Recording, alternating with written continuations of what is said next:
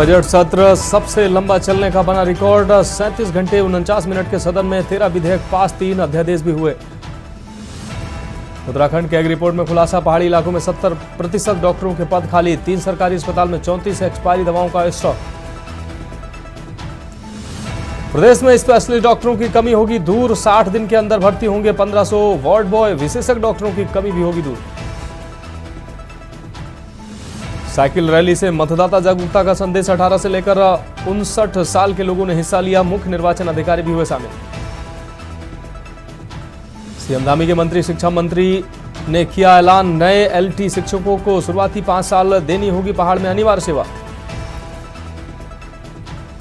उत्तराखंड में फिर लौटेगी ठंड, मौसम विभाग ने की बारिश और बर्फबारी की भविष्यवाणी।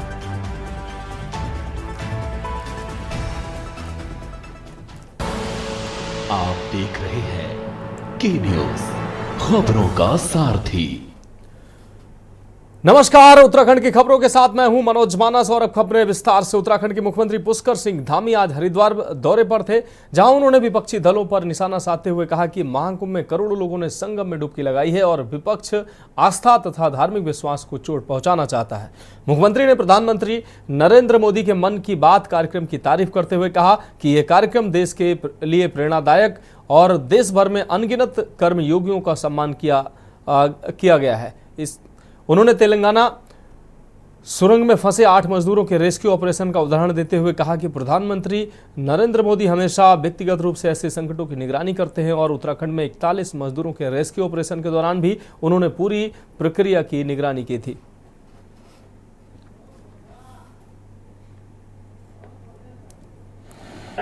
मुख्यमंत्री आदरणीय प्रधानमंत्री जी जब भी देश के अंदर कोई इस प्रकार की चुनौती आती है, परेशानी आती है, समस्या आती है, तो आदरणीय प्रधानमंत्री जी स्वयं वहाँ व्यक्तिगत रूप से उनकी चिंता करते हैं, व्यक्तिगत रूप से मॉनिटरिंग करते हैं। हमारे यहाँ सिलकारा टनल में जब 17 दिनों तक 41 मजदूर भाई हमारे फंस गए थे, तो प्रत्येक दिन आदरणीय प्रधानमंत्री जी ने यहाँ की मॉनिटरिंग करी। यहाँ पर सफलतापूर्वक हमारा रेस्क्यू ऑपरेशन पूरा हुआ, पूरी दुनिया ने उसको देखा और निश्चित रूप से मैं भगवान से प्रार्थना करता हूँ कि आदरणीय प्रधानमंत्री जी के मार्गदर्शन में वहाँ का भी रेस्क्यू ऑपरेशन पूरा होगा, हमारे मजदूर भाई सकुशल बाहर आएंगे।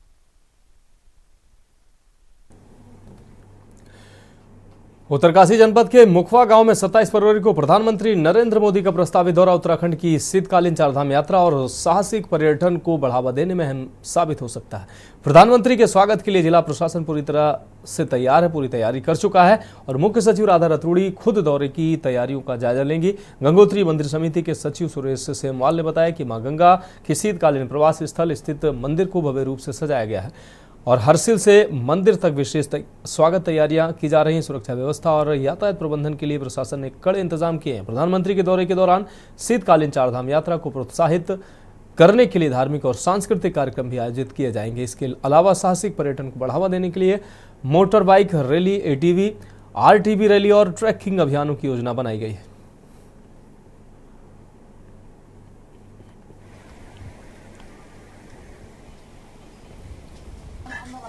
हमारे टकनौर के लिए एक 75 साल का इतिहास में पहली बार अगर कोई प्रधानमंत्री के रूप में अगर हमारे गंगोत्री घाटी में, हमारे टकनौर घाटी में अगर कोई आ रहे हैं तो माननीय हमारे देश के यशस्वी प्रधानमंत्री श्रीमान नरेंद्र मोदी जी पधार रहे हैं और उनके पधारने से हमारे टकनौर की समस्त जनता इतनी उत्सुक है, ज़्यादा अधिक से अधिक मातृशक्ति इतनी उत्सुक है कि रात दिन ये देख रहे हैं कि कब आ रहे हैं मोदी जी, कब आ रहे हैं मोदी जी। तो सारे लोग इतनी तैयारी में लगे हुए हैं कि इसकी कल्पना भी नहीं की जा सकती है।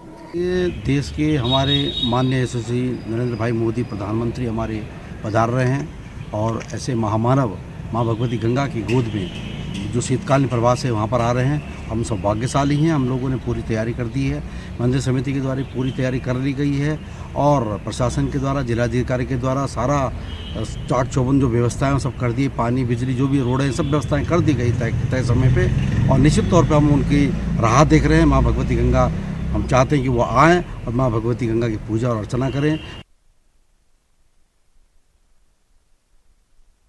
उत्तराखंड की राजधानी देहरादून में महान नेता सुभाष चंद्र बोस को श्रद्धांजलि देने के लिए जयदीप मुखर्जी वरिष्ठ अधिवक्ता सर्वोच्च न्यायालय, अखिल भारतीय विधिक सहायता मंच और अखिल भारतीय बार एसोसिएशन तथा सदस्य अंतर्राष्ट्रीय न्याय परिषद द्वारा लिखित पुस्तक का चेका द रोड ऑफ बोन्स का विमोचन किया गया। पुस्तक में देश के महान नेता सुभाष चंद्र बोस के रहस्यमय ढंग से लापता होने और उनकी अंतिम नियति के बारे में बताया गया है।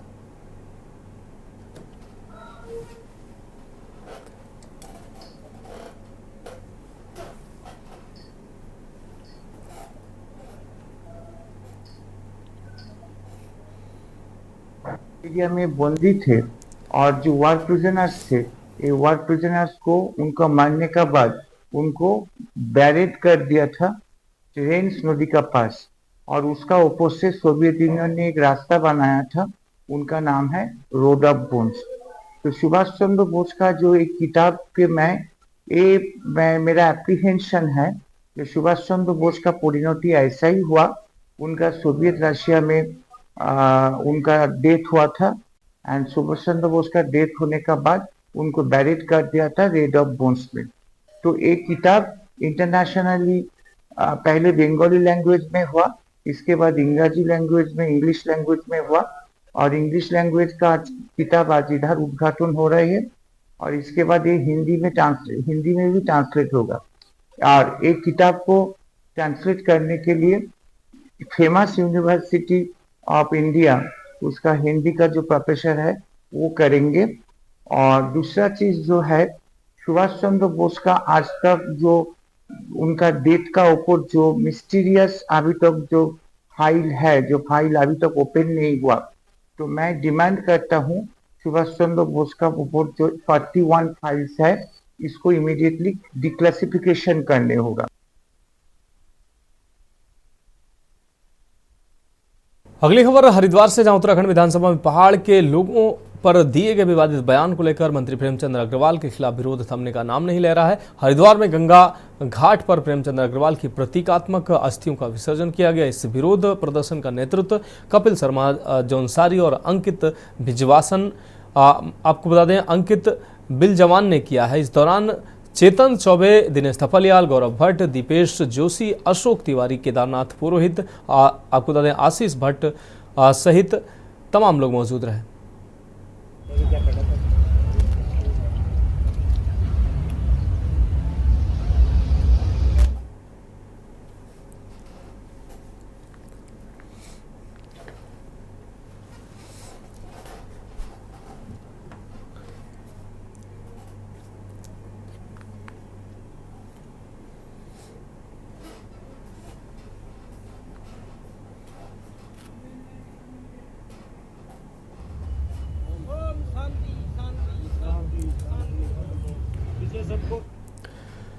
रामनगर में कांग्रेस के कार्यकर्ताओं ने उत्तराखंड सरकार एवं कैबिनेट मंत्री प्रेमचंद अग्रवाल के खिलाफ जमकर नारेबाजी एवं प्रदर्शन करते हुए पुलिस, आपको बता दें, पुरानी तहसील चौक पर सरकार एवं कैबिनेट मंत्री प्रेमचंद अग्रवाल का पुतला दहन किया है। कांग्रेस नगर अध्यक्ष भुवन शर्मा ने कहा कि भाजपा के नेता सत्ता के नशे में चूर होकर लगातार अमर्यादित बयानबाजी करने में लगातार चर्चाओं में रहते हैं। उन्होंने कहा कि उत्तराखंड सरकार में कैबिनेट मंत्री प्रेमचंद अग्रवाल द्वारा विधानसभा सत्र के दौरान जिस प्रकार यहां रहने वाले पहाड़ियों को गाली देकर देवभूमि को कलंकित किया गया, उसे प्रदेश की जनता न तो कभी सहन करेगी और न ही ऐसी बयानबाजी करने वाले नेताओं को माफ करेगी।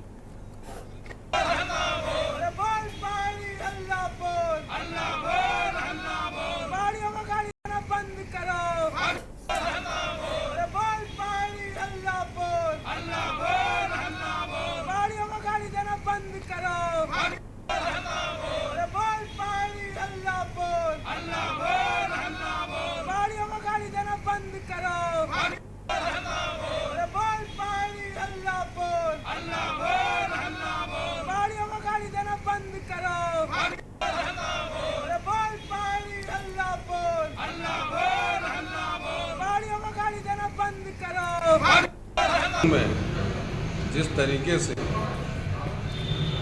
अमर्यादित भाषा का प्रयोग मंत्री प्रेमचंद अग्रवाल ने हमारे उत्तराखंड के लोगों के लिए जो शब्द का यूज किया है, उससे हम बहुत कुंठित हैं, क्योंकि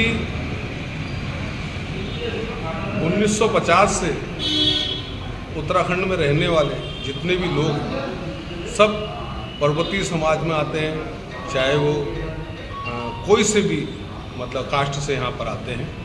और इतना अमानवीय व्यवहार प्रेमचंद अग्रवाल जी का और हमेशा चर्चा में रहते हैं।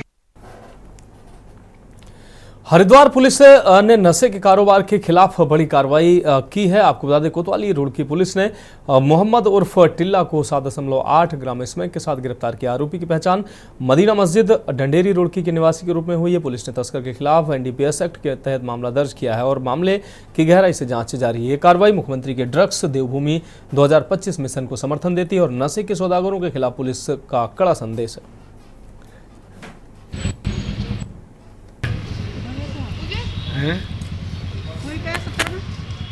सत्रह खत्म हो गया आज, कल आएंगे।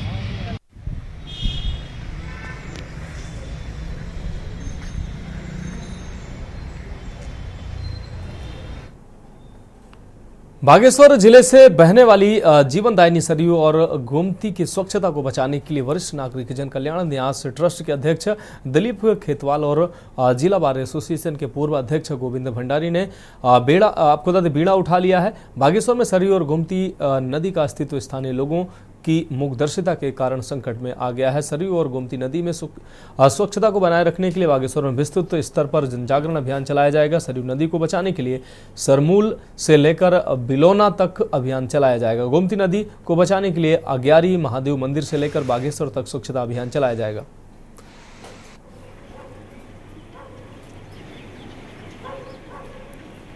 तो ये दिक्कत वही है, हमारी नदियाँ भी बहुत प्रदूषित हो रही हैं। हालांकि हम तो पहाड़ पर रहते हैं, आप देखिए जब हम सहस्त्रधारा में जाते हैं वहाँ कितना साफ़ सुथरा जल है, लेकिन जब हम बागेश्वर आने तक उसमें कितने सीवेज की लाइनें चली जाते हैं, कितना 2-2 नगर पालिकाएँ हमारी हो गई हैं। तो इसके लिए हमारा एक शासन से तो अनुरोध है ही है। अब बागेश्वर में ही देखिए, अब हम बागनाथ जी के जल को ले जाते हैं, लोग अपने नवरात्रि लगाते हैं तो यहाँ से ले जाते हैं, लेकिन यहाँ कोई निकासी थोड़ी है मल की।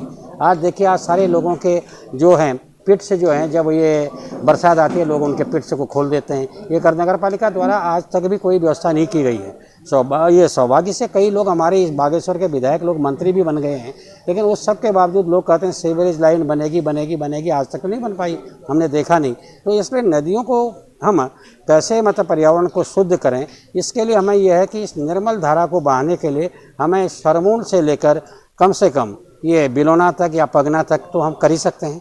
अगर हम लोगों को जागरूक करें, हमारी 2-2 नगर पालिकाएँ हैं, जिला पंचायत है, तो इसको जागरूकता कराने के लिए तो हम इसके दोनों किनारों पर पेड़ लगवाएं। देखो, ये हमारी जो सीनियर सिटीजन की जो अब हम पहले हर महीने मीटिंग कराते थे, आज हमने हर 2 महीने में एक मीटिंग का आयोजन कर रखा है। और हमारा मुख्य जो उद्देश्य है कि ये मीटिंग का कि समाज में जो कुरीतियाँ हैं, जैसे आज हमारा सबसे पहला जो हमारा एक आज जो मीटिंग का भव्य जो हमारा वो कार्यक्रम है, वो क्या करें, जो हमारी नदियों में हमारे आज हम सौदा करते हैं, ये हमारे परसों परंपरागत चली हुई परंपरा है। लेकिन मान्यवर जब देखने में आया है कि आज हम जो बांस के डंडे हैं या जो कपड़े हैं, जो अजेल लकड़ी हैं, सब नदी में प्रवाहित करते हैं, जबकि आगे जाके उसी पानी को हम पी रहे हैं। तो आज समाज को हमें एक जागरूक करना है कि इसके माध्यम से, और सौदा तो जरूर होंगे भी। अगली खबर हरिद्वार से, जहां सतगुरु माता सुदीक्षा जी महाराज एवं निरंकारी राजपिता रमित जी की कृपा से Sant Nirankari mission trust project अमृत के अंतर्गत स्वच्छ जल स्वच्छ मन अभियान के 3य चरण का आयोजन किया गया है। इस महत्वपूर्ण स्वच्छता अभियान के तहत हरिद्वार के ऋषिकुल घाट, महर्षि कश्यप घाट, राम घाट, मालवीय घाट, गोविंद घाट और गुरु नानक घाट सहित विभिन्न घाटों की सफाई की गई है। सेवादारों ने घाटों के किनारों और आसपास के क्षेत्रों से कूड़ा एकत्र कर नगर निगम की गाड़ियों के माध्यम से उसे निस्तारित किया है। मसूरी जोन के जोनल इंचार्ज हरभजन सिंह ने बताया कि यह अभियान संत निरंकारी मिशन के दिवंगत गुरु बाबा हरदेव सिंह जी महाराज की शिक्षाओं से प्रेरित है। उन्होंने बताया कि इस परियोजना के अंतर्गत भारत के 27 राज्यों और केंद्र शासित प्रदेशों के 900 से अधिक शहरों में 1600 से भी अधिक इस आपको बता दें स्थानों पर स्वच्छता अभियान चलाया गया। इस दौरान सभी सुरक्षा मानकों का पूर्ण रूप से पालन किया गया।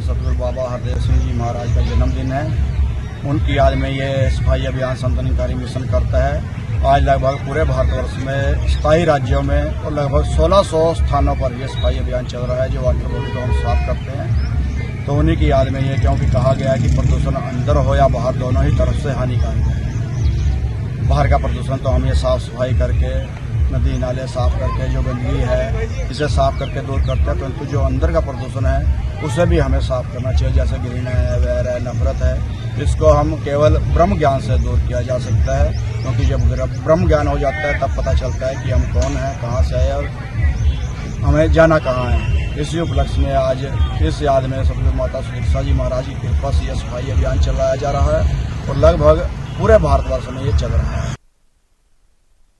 रुक करेंगे अगली अहम खबर का। कुमाऊं कॉलेज MIET द्वारा आयोजित प्रेस वार्ता में आगामी अंतर्राष्ट्रीय सम्मेलन की जानकारी दी गई। ये 2 दिवसीय सम्मेलन 24 और 25 फरवरी 2025 को उत्तराखंड विज्ञान शिक्षा एवं अनुसंधान केंद्र के सहयोग से आयोजित किया जाएगा। सम्मेलन का मुख्य विषय सतत विकास के लिए कृषि विज्ञान, STEM और स्वास्थ्य में उभरते रुझान होगा। सम्मेलन के दौरान 8 प्रमुख विषयों पर 300 से अधिक शोधार्थी अपने शोध पत्र प्रस्तुत करेंगे।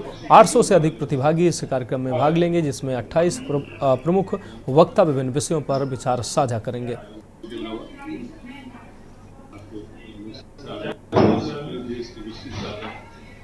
की बात हम करें तो ये मल्टी डिसिप्लिनरी कॉन्फ्रेंस है, जिसमें science, technology, engineering, mathematics, health care, innovation और एग्रीकल्चर सब एक फील्ड पे आ रहे हैं। और आज की डेट पे अगर हम बात करें किसी भी चीज़ का, अगर हम सॉल्यूशन ढूंढना है तो हमको मल्टी डिसिप्लिनरी अप्रोच चाहिए होती है, खास तौर पे हेल्थ केयर। अगर हम अपनी कॉन्फ्रेंस की बात करें तो इस बार हमारे पास हेल्थ केयर में 150 से ज़्यादा पेपर हैं और एक स्पेशल हमने की नोट लेक्चर किया है जो हेल्थ केयर को AI से जोड़ता है। आज की डेट में हर कोई बात कर रहा है हेल्थ टेक की, तो जब तक हेल्थ केयर और टेक्नोलॉजी आके साथ में नहीं मिलेगी, कुछ नए सॉल्यूशन, नए इनोवेशंस नहीं आएंगे। तो अगर मैं इस कॉन्फ्रेंस की बात करूं तो इस कॉन्फ्रेंस की सबसे बड़ी USP इस बार जो है वो हमने हेल्थ केयर को टेक्नोलॉजी के साथ जोड़ने का काम किया है और कई सारे हमारे पास ऐसे पेपर हैं जो हेल्थ केयर में टेक्नोलॉजी का यूज दिखा रहे हैं। तो खास ये रहने वाला है, करीब 1500 लोग बहुत से जुड़ने वाले हैं। एक कुंभ की तरह से ही जैसे महाकुंभ हमारा चल रहा है, ऐसे यहाँ भी हमने एक ज्ञान का महाकुंभ हम यहाँ पर जो है हमने स्टार्ट करने जा रहे हैं। 2 दिवसीय ये कॉन्फ्रेंस है और करीब 8 विदेशी जो है विद्वान भी भाग लेने जा रहे हैं, यूनिवर्सिटीज भी पार्टिसिपेट कर रही है और हमारे देश की तो विभिन्न जो यूनिवर्सिटीज है वो पार्टिसिपेट कर ही रही है। और साथ में जो है कल जो वाइस चांसलर है वो भी आएंगे। इस कॉन्फ्रेंस को MIT कुमाऊं यूसर्क के सहयोग से आयोजित कर रहा है, जिसमें हमारे साथ उत्तराखंड मुक्त विश्वविद्यालय, कुमाऊं विश्वविद्यालय नैनीताल और अल्मोड़ा विश्वविद्यालय और देहरादून से हमारा जो Hemvati Nandan Bahuguna medical education university वो भी सहयोग कर रहे हैं और सभी विश्वविद्यालयों के वाइस चांसलर, रजिस्ट्रार और शिक्षा विद्या रहने वाले हैं। और चूंकि आज उत्तराखंड की मेजर प्रॉब्लम क्या है कि हम पहाड़ों में अभी भी रोजगार को जनरेशन नहीं दे पा रहे और जो रोजगार है वो सस्टेन नहीं कर रहा है, किसी न किसी कारणवश जो है वो मार्केट को कैप्चर नहीं कर पा रहा है। तो इसीलिए इसके जो आप इसका शीर्षक देख रहे होंगे तो हमने उसमें science, technology, engineering, mathematics, agriculture, health सभी चीज़ों की कंबाइन करके बात की है और कैसे हम सस्टेन कराएं। जो भी जैसे आप देखते हैं SSGs हैं और बहुत सारे स्टार्टअप चल रहे हैं, बट वो किसी न किसी वजह से वो अभी आपके ग्लोबलाइज नहीं हो पा रहे हैं। तो उनके लिए हम लोगों ने ये कराए, तो वहाँ बहुत सारे ऐसे लोग रहने वाले हैं जो उनको ज्ञान देंगे और उनको कैसे यूज़ करके हम उत्तराखंड को सस्टेनेबल बना सकते हैं, इसके बारे में विस्तार से चर्चा होगी। रुक करेंगे अगली अहम खबर का, उससे पहले वक्त एक ब्रेक का है। आप देख रहे हैं के न्यूज, खबरों का सारथी। ब्रेक के बाद उत्तराखंड की खबरों में एक बार फिर से आपका स्वागत है। रुक करेंगे अगली अहम खबर का। रुड़की को जिला बनाने की मांग को लेकर लोकतांत्रिक जनमोर्चा के संयोजक सुभाष सैनी के नेतृत्व में चंद्रशेखर चौक पर धरना प्रदर्शन किया गया। इस दौरान तमाम राजनीतिक लोगों का भी लोजमों के इस धरने का समर्थन राजनीतिक लोगों ने किया। धरना प्रदर्शन के दौरान रुड़की को जल्द जिला बनाने की मांग रखी गई है। लोकतांत्रिक जनमोर्चा संयोजक सुभाष सैनी ने बताया कि रुड़की वासियों को हरिद्वार जाने के लिए 30 किलोमीटर से अधिक का सफर तय करना पड़ता है। उन्होंने कहा कि रुड़की जिला बनेगा तो यहाँ के लोगों को योजनाओं का लाभ मिलेगा, युवाओं के लिए रोजगार भी बढ़ेगा। और उन्होंने कहा कि रुड़की को जिला बनाने के लिए संगठनों का भी सहयोग मिल रहा है। शिक्षाविद डॉक्टर रकम सिंह ने कहा कि 2 दशकों से रुड़की को जिला बनाने की मांग चल रही है। सरकार को जनभावनाओं का ध्यान में रखते हुए रुड़की को जिला घोषित करना चाहिए। और जो इतने दिनों से साल से जो संघर्ष कर रहे हैं हमारे सुभाष सैनी जी, उनका समर्थन मैं कह रहा, हर एक ही यहाँ पार्टी खड़ी हुई और एक ही कार्यकर्ता खड़े हुए और ही से समर्थन करते हैं कि यहाँ पे जिला बनना बहुत आवश्यक है, क्योंकि यहाँ पे यूनिवर्सिटी लेके रेहडिल से लेके सारे यहाँ पे डिपार्टमेंट है, यहाँ जिला बनने में कोई भी दिक्कत है नहीं। मगर क्या है, सरकार के समझ में नहीं आता कि यहाँ पे जब जिला बन रहा था हरिद्वार को, तो सबसे पहला नंबर रुड़की का था जिला बनने के लिए। देखिए, समर्थन तो इस लोकतांत्रिक जनमार्चों को सबका है, चाहे बीजेपी है, कांग्रेस है, अभी जैन साहब ने दिया, काला साहब बीजेपी के हैं, हम लोग कांग्रेस ग्रुप के हैं। तो रुड़की जो है, इनफैक्ट ये अगर देखा जाए तो ये एजुकेशन हब है, पढ़े लिखे लोगों का शहर है। आज ये अगर देखा जाए तो ये एक जन आंदोलन बन चुका है। अभी सुभाष सैनी जी इस डेट से, आज के धरने से पूर्व सब ग्रुप्स में गए हैं। ये एडवोकेट से मिले हैं और ये आपके बाबू लोगों से मिले हैं, सफाई कर्मचारियों से मिले हैं, हम लोगों से मिले हैं, इंस्टीट्यूट में, हमारे इंस्टीट्यूट में खुद गए हैं। तो जहाँ हजारों की संख्या में लोग इनको समर्थन दे रहे हैं। रुड़की जिला बनाओ अभियान चला रहा और उसी मुहिम को आगे बढ़ाते आज यहाँ धरना प्रदर्शन का आयोजन किया गया। तमाम लोग हर वर्ग से, अनेक शिक्षाविद हैं, अधिवक्ता हैं, व्यापारियों ने और आप सफाई कर्मचारी नेताओं ने, सभी ने समर्थन दिया है इसे। और अधिवक्ता अच्छे सीनियर लोग यहाँ मौजूद हैं। तो सरकार को जन भावनाओं का आदर करना चाहिए और उसे जल्द से जल्द जिला बनाना चाहिए। जिले पे योजनाओं में कि रोजगार मिलेंगे, युवाओं का भी कहीं ना कहीं भविष्य इससे जुड़ा हुआ है। यहाँ देखो, ये राज्य मंत्री मेलाराम प्रजापति जी, कलीम खान जी, तमाम सब दलों के लोग यहाँ मौजूद हैं। तो ये संज्ञान ले सरकार और इसे जिला मोर्चा के माध्यम से सुभाष सैनी जो मुहिम चला रहे हैं रुड़की को जिला बनाने के लिए, बहुत अच्छा विषय है। जिला बनना चाहिए रुड़की। इस मुहिम के अंदर अब वाल्मीकि समाज भी कूद चुका है, क्योंकि जिला बनना बहुत जरूरी है। जिला रुड़की बनता है तो यहाँ पर विकास कार्यों में रोजगार खुलेंगे, बेरोजगारी खत्म होगी। तो रुड़की को जिला बनाना बहुत जरूरी है। मैं विश्वास दिलाता हूँ कि यदि हमें संघर्ष करना पड़े, हमें सफाई व्यवस्था ठप करनी पड़े पूरे जिले की, पूरे प्रदेश की, तो उसमें भी हम पीछे नहीं हटने के, क्योंकि ये जिला बनना रुड़की का बहुत जरूरी है। सफाई मजदूर वाल्मीकि समाज पूर्ण रूप से सुभाष सैनी जी के साथ है। रुक करेंगे अगली अहम खबर का। खबर हरिद्वार से, जहां हरिद्वार के कारोबारी को वीडियो कॉल पर जान से मारने की धमकी मिली। हरिद्वार के एक रुद्राक्ष कारोबारी को वीडियो कॉल पर गोली मारने की धमकी दी गई है।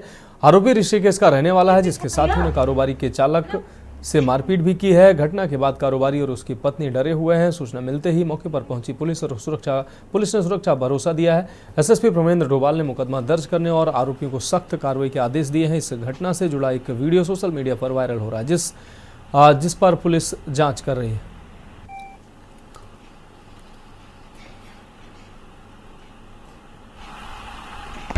भैया, ये नहीं था, नहीं ये भी था भैया, है ना?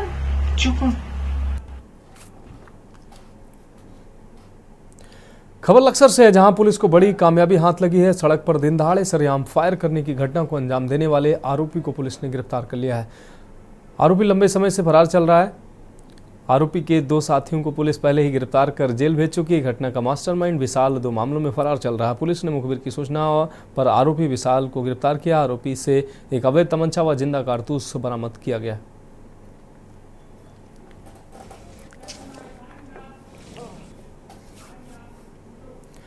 तो फिलहाल उत्तराखंड की खबरों में अभी के लिए मेरे साथ इतना ही। मुझे दीजिए इजाजत और आप देखते रहिए के न्यूज इंडिया। आप देख रहे हैं के न्यूज, खबरों का सारथी।